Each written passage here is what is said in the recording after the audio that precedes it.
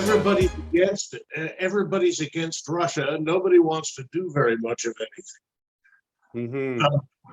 And I think a lot of what goes on at NATO will be Canada and the United States and maybe Britain trying to make sure the European allies stay on track with considerable vocal input from the East European belt. But okay, so yeah, we start. So welcome to the show, Eric Morse. Outstanding. And so with the Russian offensive, everyone's saying it's stalled. How do you see is it going? Is that propaganda or is your sides of it? Well, first of all, we're getting not a lot of info from the Ukrainian side about their situation, but the fact that the Russians are not moving in the north and east, in the north, is a pretty good indicator that they're stalled.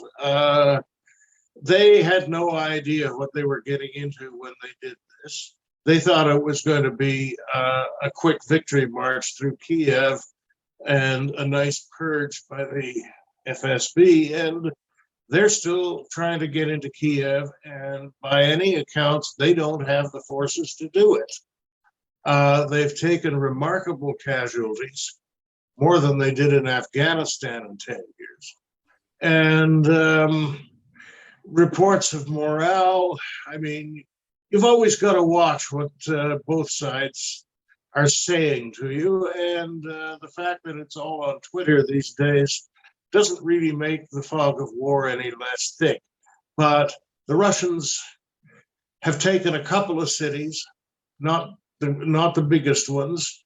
They're probably going to end up taking Mariupol, but it's going to be a slog. The fighting there is very heavy.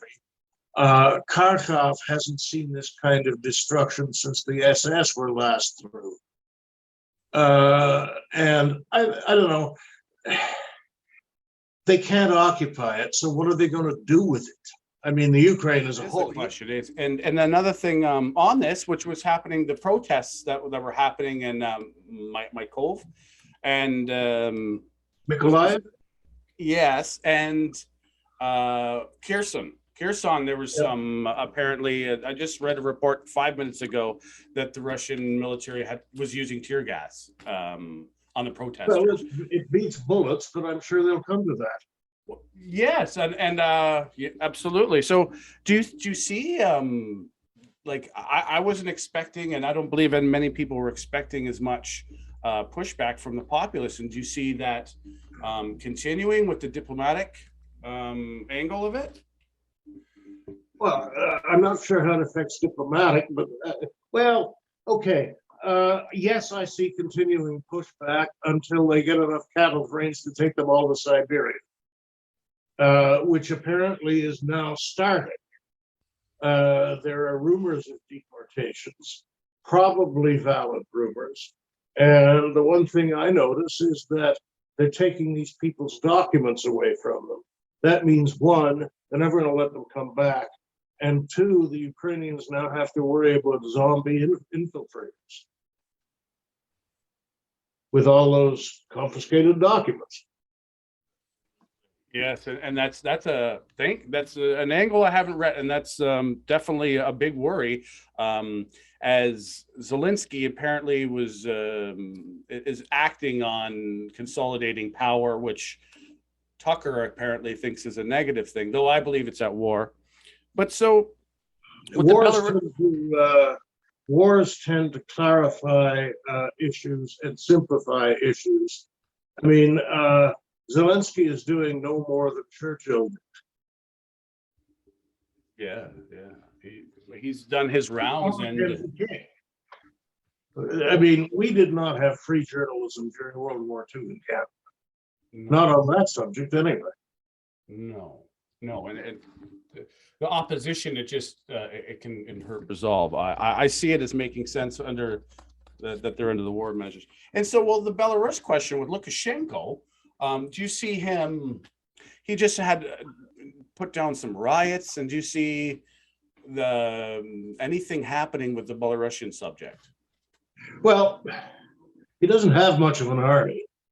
and what he has is probably pretty demoralized. So, I mean, if Belarus actually sent troops across the border in support of the Russians, it might be one of the best things that ever happened to the Ukrainians. Yeah, Partly facetious, but there are times when no ally is more useful than a bad one. Yeah, In that part of the world some years ago. yes, and another, I guess, question I didn't bring up before, but Hungary just announced that they are not they're not voting for to have UN or NATO troops in the Ukraine, or a fly zone, no fly zone, and third, they also are not going to vote against Russian gas because they, like Peter, their foreign minister said, that they don't want to hurt their own, people by cutting off the gas because they have no option in their basically landlocked country. Yeah, Orban isn't popular in his own country, so he doesn't want to do anything to make it worse domestically. Also, he's been far too friendly with Putin in the past. Yes, I can imagine a great deal of foot dragging on the part of Hungary. Yeah, it's definitely something I didn't expect them to turn that way, but they are about to have an election too, so maybe, as you said, his popularity is. We actually, there was other thing I wanted to say. You might be able to edit it in. Is I'm finding the Canadian response in terms of refugees odd. Great, yes, thanks. Because first of all, Trudeau announced that we would accept as many Ukrainian immigrants as could get here, and don't make me cite this because I'm doing it from memory. And then in a matter of a few days, the bureaucrats, as usual, leaped in to save him from himself. And the first thing they said is, well, we'd accept them for 3 years.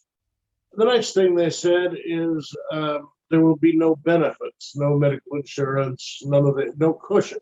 So basically, what that means, once the Department of Immigration is done with it, is that if you're Ukrainian and you have friends or relations in Canada who can take care of you for 3 years, come ahead. Otherwise, and that's a slight improvement over immigration's stance on Afghanistan, but not much. Yeah, and another one was a boat that I read was that this is 3 days old now, but 9,000 people have only been accepted in, and they said the doors are wide open, but it's when we're talking now 3 million in Poland and only 9,000. Czechoslovakia has 250,000 already through their books, like not just in the country. And this is another desirable side effect for Putin. He is destabilizing the whole Central European belt with this flood of refugees. Mm-hmm. And Canadians are famous for 1 step forward, 2 steps back in terms of bureaucracy, modifying policy, and never more so than in the immigration field. Ottawa thinks everybody can do auto signing on PDFs. I have no idea where Ottawa keeps its head, and it's probably not decent to mention on air. Yeah, no, that'll definitely have to be. But yes, yeah, we're in complete alignment with that. I believe we have a large country and that we need bringing people in helps, as long as the negative effects As for Ukrainians, we've been bringing in Ukrainians en masse since 1890 because we thought they were a very desirable group to have, and I don't see any how that's changed, except that the Ottawa bureaucracy has become more and more insular and tends to correct its politicians. Корпуса больницы, детский корпус, педиатрия, это еще один корпус и роддом.